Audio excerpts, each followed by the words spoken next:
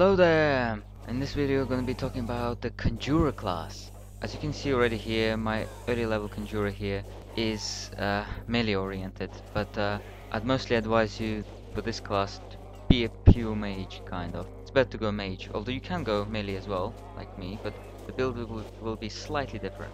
Now, I haven't mentioned yet, but Conjurer is Earth and Spirit masteries, so you can see why it's more advisable to go as a mage this class. And yeah, let's go for the skills. I'll start with the Earth.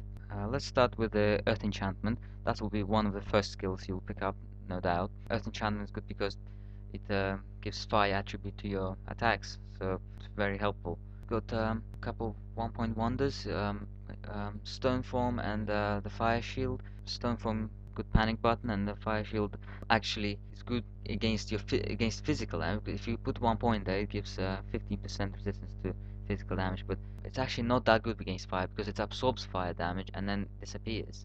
Then the Ring of Flame would be another good one to go actually because well, you want enemies not to surround. If enemies surround you, you want them to die as quickly as possible. And if you actually go as a melee conjurer like me, it will be even more useful because then you will be always in the middle of the fight. So that's a good tree to go for. Oh yeah, also 1 point volatility can be helpful because for the occasional boost to the fire damage that you deal, 33% chance is quite good.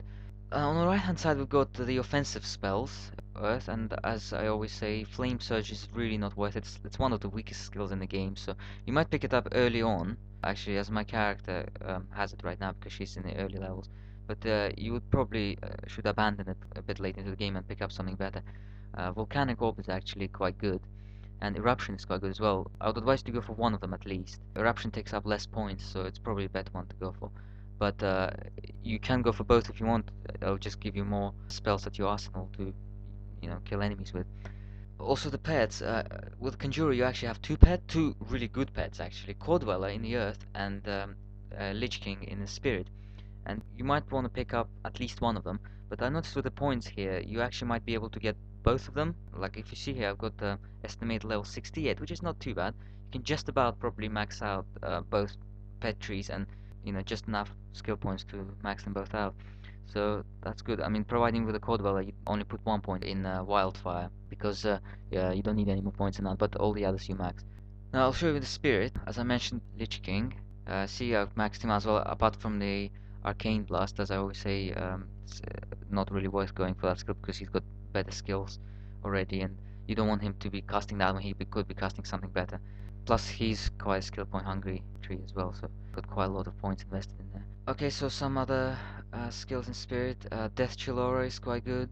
That weakens the enemies, so the Ravaged of Time especially.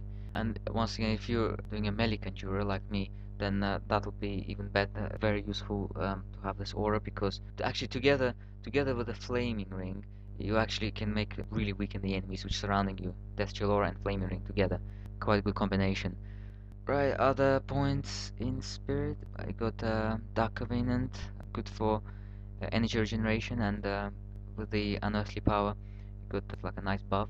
Also, as I said last time, also with the previous video, it's good to pick it up later on. Don't get it too early because it drains your health, and early on it will drain quite a fair bit, but later on the amount of health it drains is quite negligible. So it will be a good trade-off.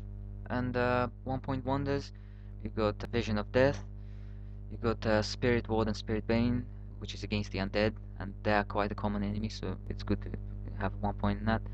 And the Outsider, of course, because he's a good temporary pet, good for those really difficult situations.